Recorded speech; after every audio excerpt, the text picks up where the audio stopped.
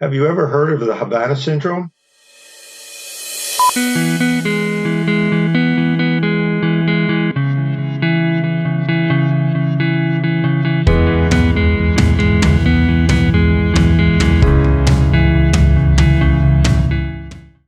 Dating back to 2016, U.S. Embassy personnel in Cuba developed unusual signs and symptoms mimicking the signs and symptoms of persistent concussion syndrome. These symptoms include memory loss, concentration difficulties, severe headaches, auditory disturbances, and vestibular problems. Since these first cases were reported in Cuba, there have been reports of similar cases involving diplomatic personnel in both China and in Canada. The problem has become so grave that all but essential personnel were evacuated from the Cuban embassy. And most recently, there have been reports of this condition affecting government workers here in the United States. So what's up? That's a good question, still being investigated by the United States of America. Since 2016, the issue has been investigated by various branches of government, including the State Department, the CIA, the Department of Defense, and even the FBI. Medical investigators have studied this problem, including investigations by the University of Pennsylvania and the Centers for Disease Control.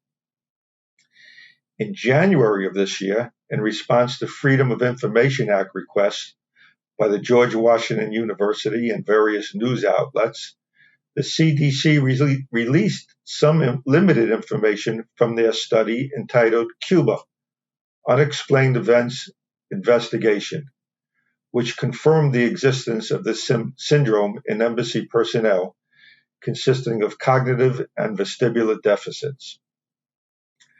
Various theories have been advanced about the cause of the syndrome, including microwave attacks, sonic boom attacks, and ultrasound impulses being directed towards the embassies.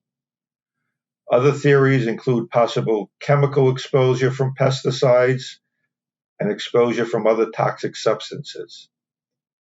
In December of last year, the National Academy of Science issued a report concluding that the most likely source is directed radio frequency energy, whatever that means.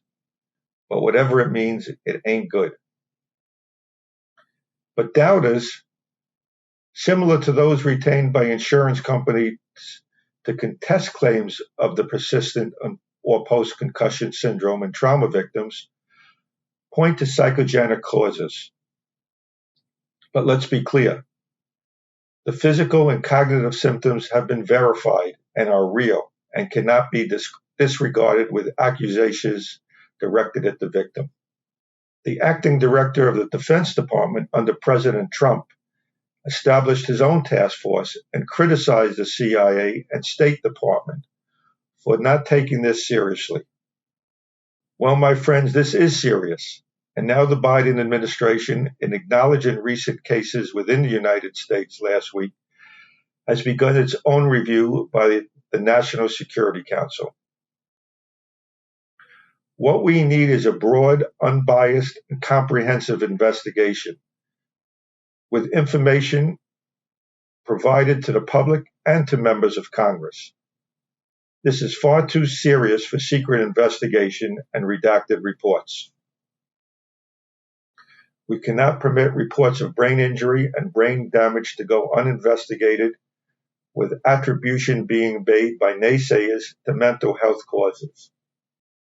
This conduct is not only harmful to the brain injury survivor, but to anyone suffering from a brain injury who is falsely accused of exaggeration, malingering, or having an ill-defined psychiatric event.